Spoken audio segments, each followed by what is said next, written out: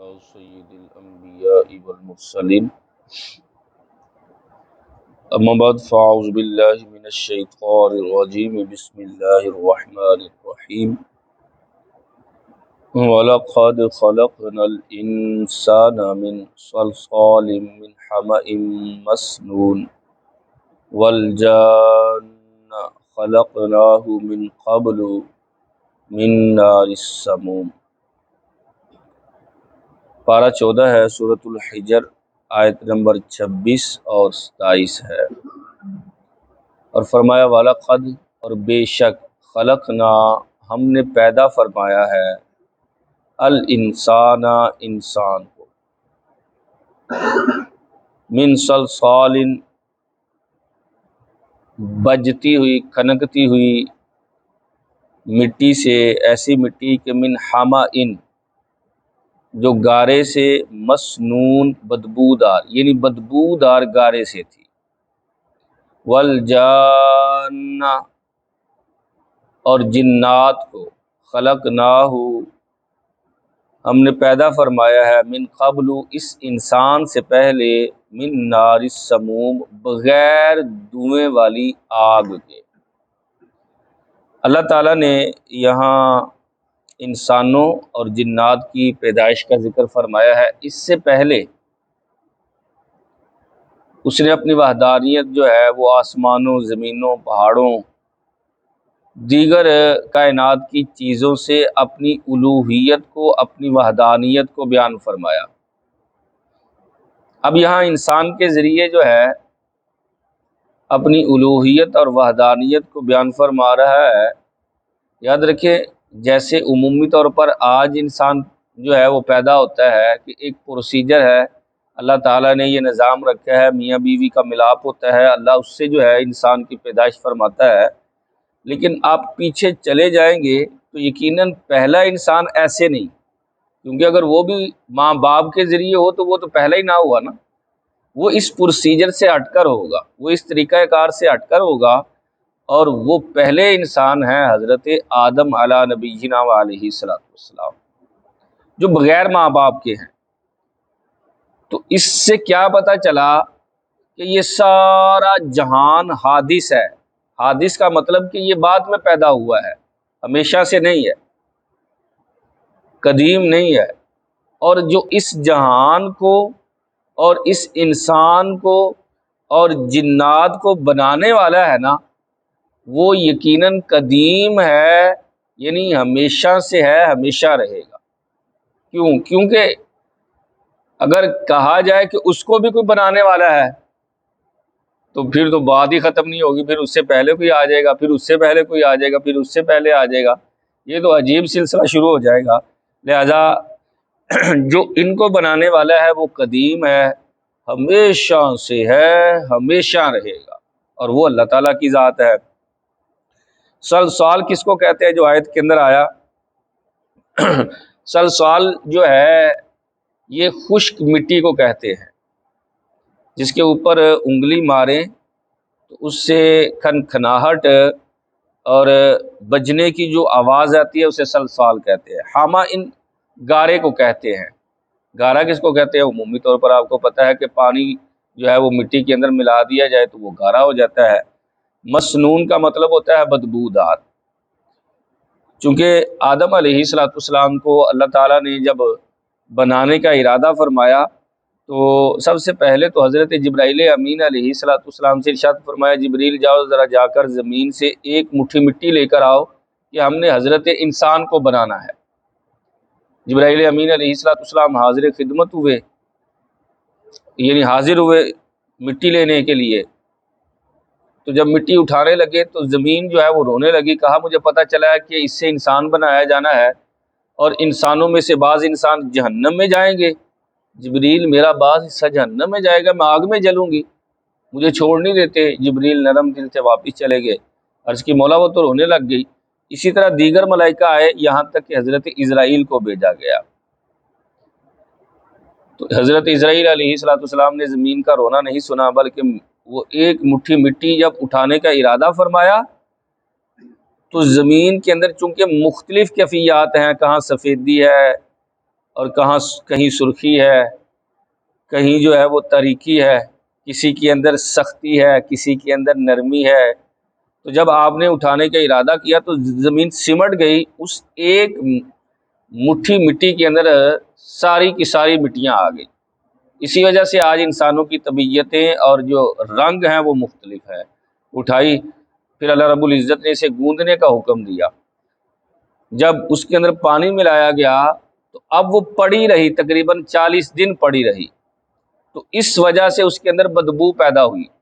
تو فرمایا اس انسان کو جو بنایا گیا ہے وہ بدبودار گارے سے۔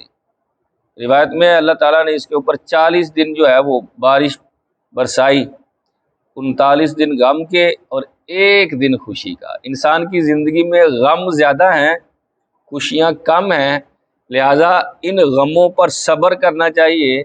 پھر اللہ تعالیٰ نے اپنے دست قدرت سے، جیسا اس کا دست قدرت ہے، ہاتھ، دست قدرت کا سے مراد ہے ہاتھ، جیسا اس کی شایان شان ہے، کیونکہ ہماری طرح کا اس کا ہاتھ نہیں، ہمارا ہاتھ تو بازو کا اور بازو جسم کا محتاج ہے، اور معاذ اللہ ہم تو یہاں اللہ کو ثابت کرنے کے بجائے پھر بت ثابت کر بیٹھے۔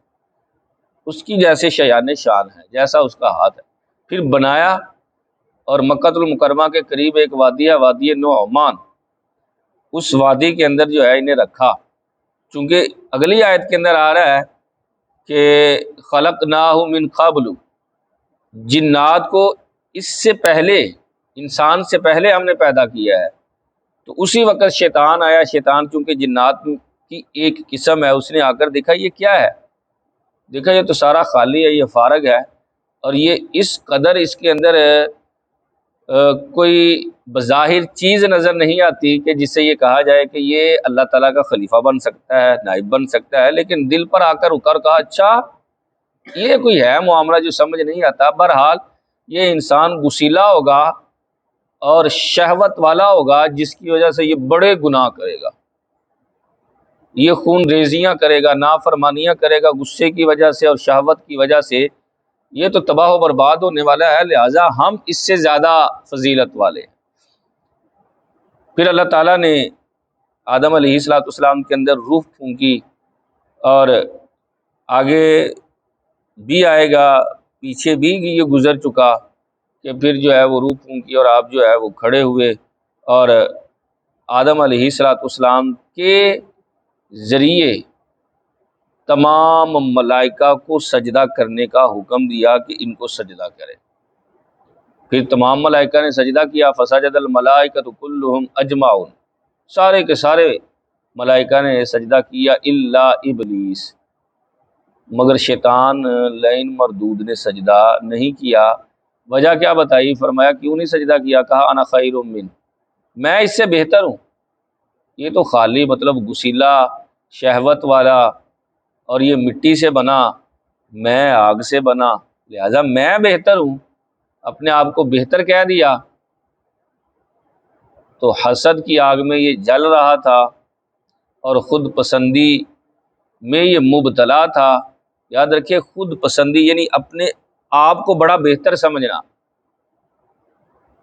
خود پسندی کے بارے میں روایت میں آتا ہے کہ لمحہ بھر کی خود پسندی انسان کے 70 سال کے اعمال تباہ و برباد کر دیتی ہے، اور یہ بڑی عام ہوتی جا رہی ہے۔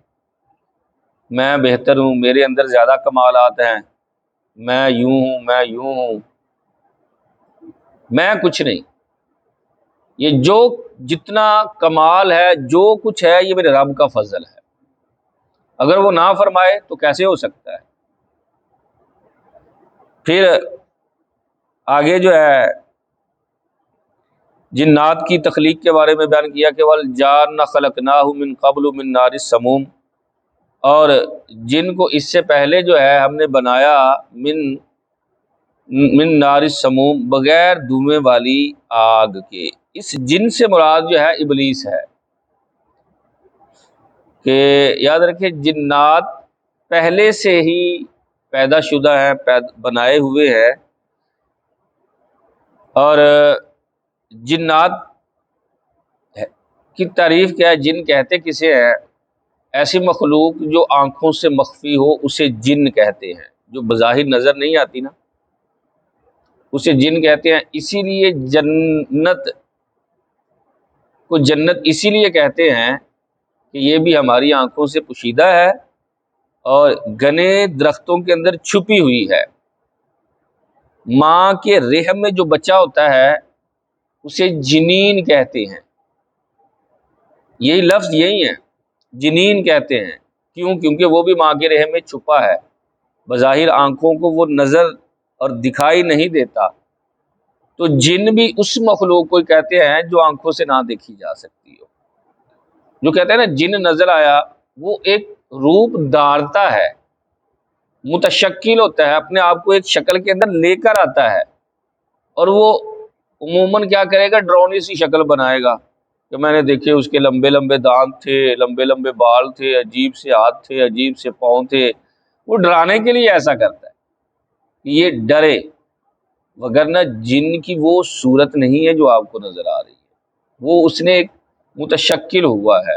یہ کھاتے کیا ہے، پیتے کیا ہیں، بنائے کیسے گئے، یہی قرآن جو ہے وہ بیان کر رہا ہے کہ بغیر دھویں والی آگ کے جن کو جو ہے وہ اللہ تعالیٰ نے بنایا ہے۔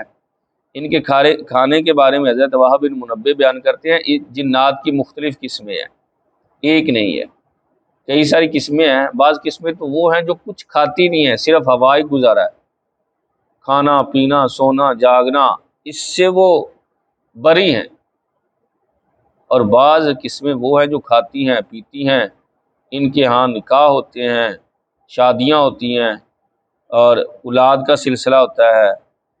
اس میں نا جنات کے بارے میں کچھ زیادہ اختلاف پایا جاتا ہے۔ امام اہل سنت نے فتاوی رضویہ کے اندر یہ بھی نقل فرمایا کہ وہ ایک ران کو دوسری ران کے ساتھ ملتا ہے تو جنات پیدا ہو جاتے ہیں، انڈے سے جنات پیدا ہوتے ہیں، انسان کے بچے کے ساتھ بھی جنات پیدا ہوتے ہیں۔ جنات کی مختلف جو ہے وہ صورتیں ہیں، قسمیں ہیں، اور جس طرح انسان ہے نا ایسے ہی جنات ہیں۔ کیا مطلب؟ کہ جیسے انسانوں کے اندر گروہ ہیں، جماعتیں ہیں، فرقے ہیں، ایسے ہی وہاں ہیں۔ ان میں سے بعض عیسائی ہیں، بعض یہودی ہیں، بعض مسلمان ہیں۔ جیسے مسلمانوں کے اندر جو ہے اب نئے نئے فرقے آ گئے، ان کے اندر بھی نئے نئے فرقے جو ہے وہ آئے ہوئے ہیں۔ سیم یہی جو ہے وہ سسٹم ہے۔ تو اللہ تعالیٰ نے جن کو جو پیدا کیا ہے وہ بغیر دھویں والی آگ کے، اور انسان کو جو پیدا کیا ہے، انسان کو جو بنایا ہے وہ مٹی سے بنایا ہے، جس طرح یہ بیان کیا۔ اور کون سی مٹی فرمایا؟ وہ خشک مٹی، من حماء مسنون، جو بدبودار گارے سے تھی، جب بنا دیا اس کے اوپر سورج کی روشنی پڑی پھر وہ خشک ہوئی، تو جو بدبو تھی وہ چلی گئی، خشکی کی وجہ سے، مٹی کے خشک ہونے کی وجہ سے بدبو ختم ہو گئی۔ تو انسان کو تکبر تو جو ہے وہ لائق نہیں ہے کہ جو بدبودار گارے سے بنایا گیا، وہ کہ میں تو نہیں بدبودار گارے سے۔ تو بھائی یہ پہلے انسان کی بات ہے، ہمارے باپ آدم علیہ السلام کی۔ اگر ہم اپنی طرف ہی توجہ کریں تو ہم تو ایک گندے قطرے سے پیدا ہوئے ہیں اور 2 بار شرمگاہ سے نکلے ہیں، پیٹ میں گندگی ہے، میں کمزور اور پھر تکبر کروں؟ تکبر نہیں سمجھ آتا۔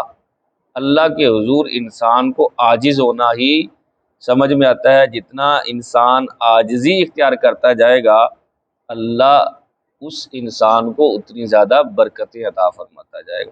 اللہ تعالیٰ ہم سب کو قرآن و سنت کا فہم عطا فرمائے۔